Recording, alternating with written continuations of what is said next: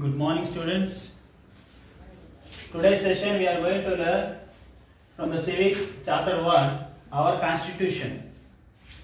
First, let us understand the meaning and importance of the constitution. Second, drafting committee, preamble and salient features of the constitution. So totally we are going to study about this matter in this chapter. So now let us understand one by one meaning and importance of the constitution.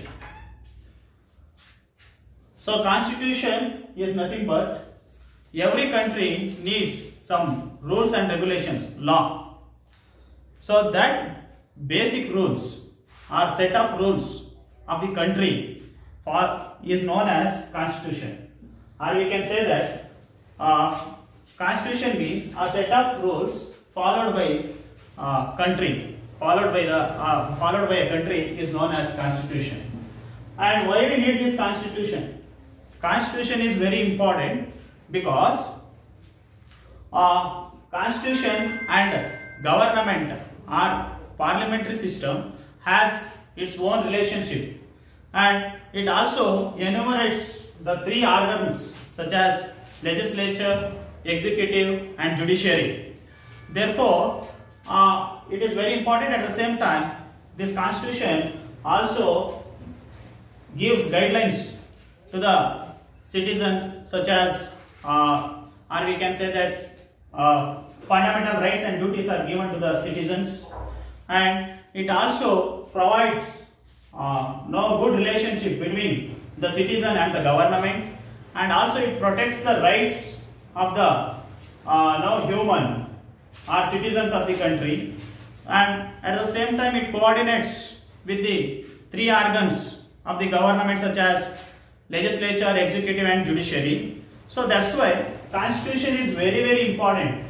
So if there is no constitution, so then we cannot have any good administration system in the country.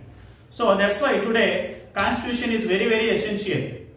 But in our country we have republican form of government, or we can say the democratic form of government, where some of the other countries would not follow this kind of system, where they might have autocratic rule, or we can say that they have the kingship, at the same time they have dictatorship, or they follow some socialism.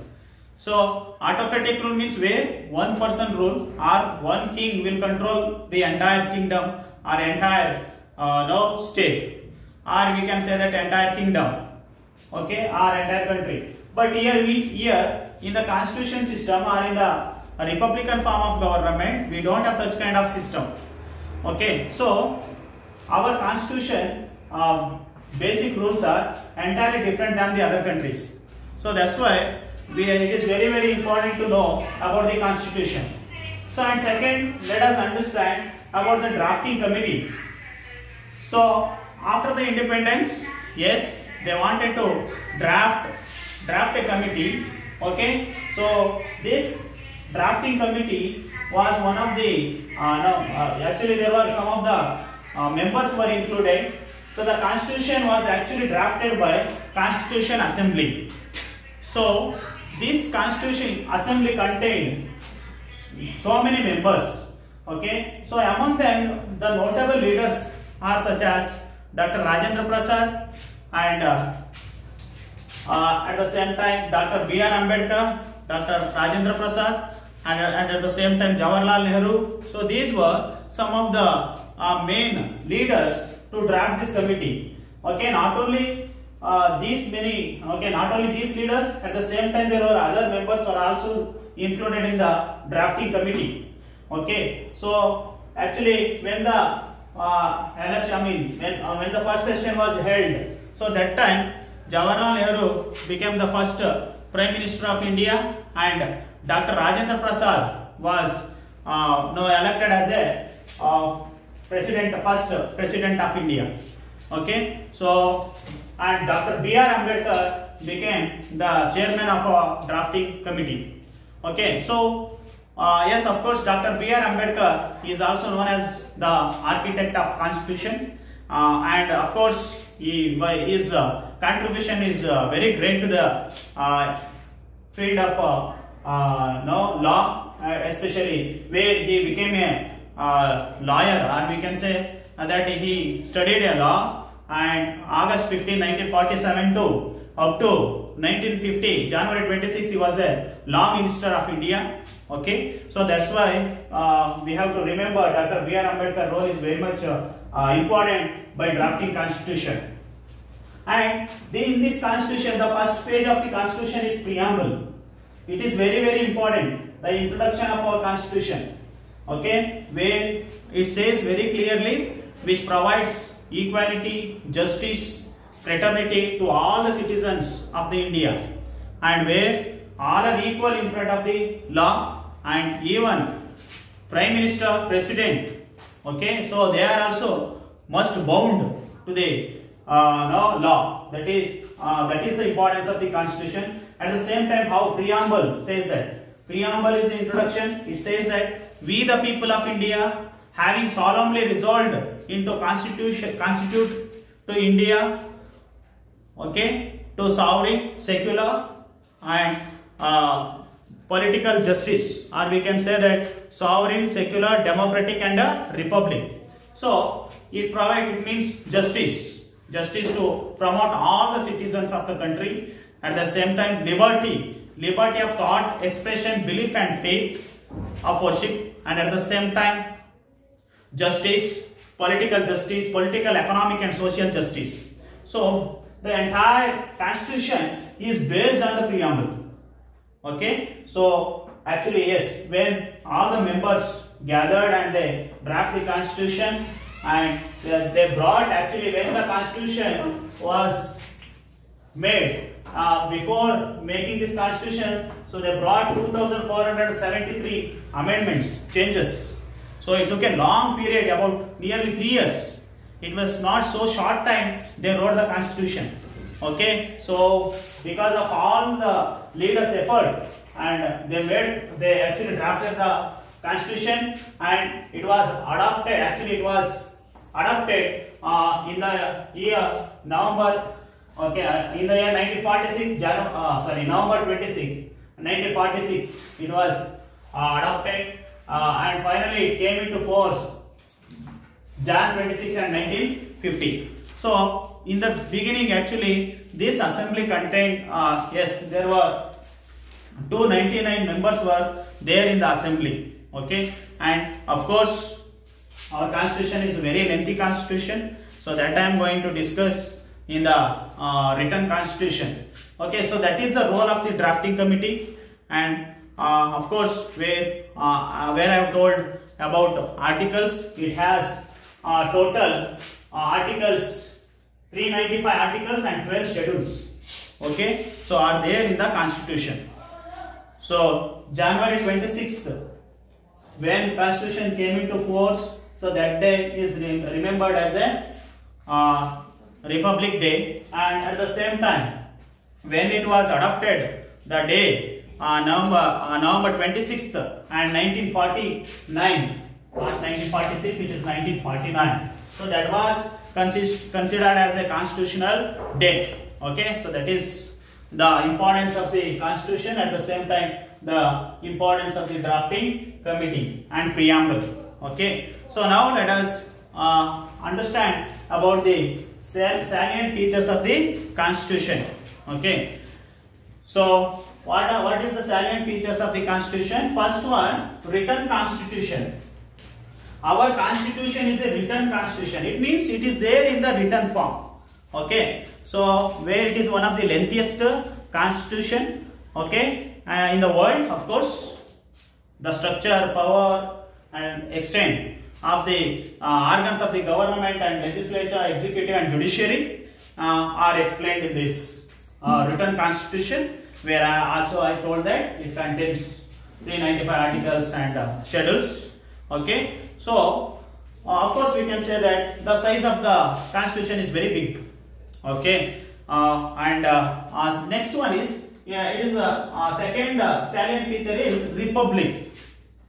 So already I have told you, we don't have kingship, we don't have king's rule in our country, or dictatorship. We have the rule of the representatives elected by the people. Okay, so we have the rule of the representatives elected by the people. So that is the greatness of the constitution, or that is the greatness of the democratic form of government. Okay, so that we should understand the difference between dictatorship at the same time democratic form of government. It is we the people of India. It means it is for the people, by the people, and of the people. Okay, so that is called democracy. Okay, so where all the representatives are the all the representatives will be elected. Okay, through the procedure of the election by the people. Okay, even the president also will be elected indirectly. Okay, so that is about the constitution. That is about the republic. We don't have any king's rule, and all are equal in front of the law, and at the same time we are and every citizen has right to vote. That is the importance of the republic. And fundamental rights and duties. Third feature is fundamental rights and duties. Fundamental rights are given for the protection of the citizen. Okay, so it is guaranteed by the constitution, and in case if they don't get this kind of rights, or when they could not enjoy, they can appeal to the Supreme Court or High Court or any court. So and they can get the justice. Okay, so and duties are given to protect the rights at the same time to the welfare of the state, of the government. Okay, that is about the fundamental rights and duties. And independent judiciary. So independent judiciary means we have the three organs. So judiciary means I know already I told you. You know that that is subordinate courts, High Court, and Supreme Court. So these are the three important judiciary organs, and where in this government or parliamentaries cannot involve in the matter of the judiciary. That's why it is independent judiciary.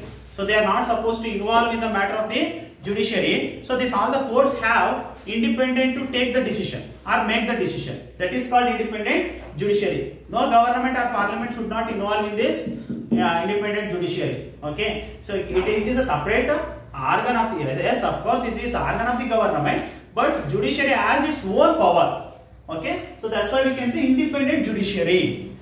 Okay, so the court can take any decision. Okay, so without any discrimination. Okay, so that is about the independent judiciary. Next, election system. Election system is nothing but we have election system where the representatives will be elected by the people, and every 5 years the election will be held. Okay, that is about the election system. At the same time, in case if they wanted to bring some changes or some different leaders to the rule, so they can have changes. They can bring changes among the leaders. Okay, so that's why it is very satisfactory. And we can say that yes, there of course we can see the good administration. So that is about the election system. And next, last one is universal adult franchise. And one more system we have, that is bicameral system.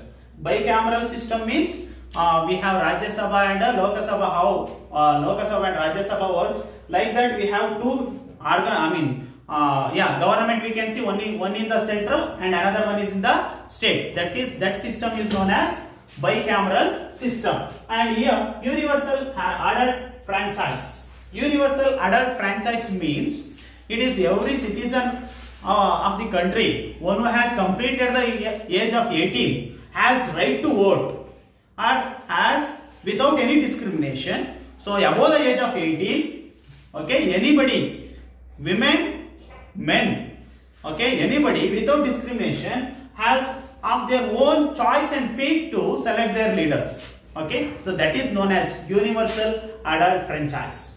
Okay, so through this I am going to end this session. Please, if you have any doubt, you can clarify it in the next class. Okay, thank you.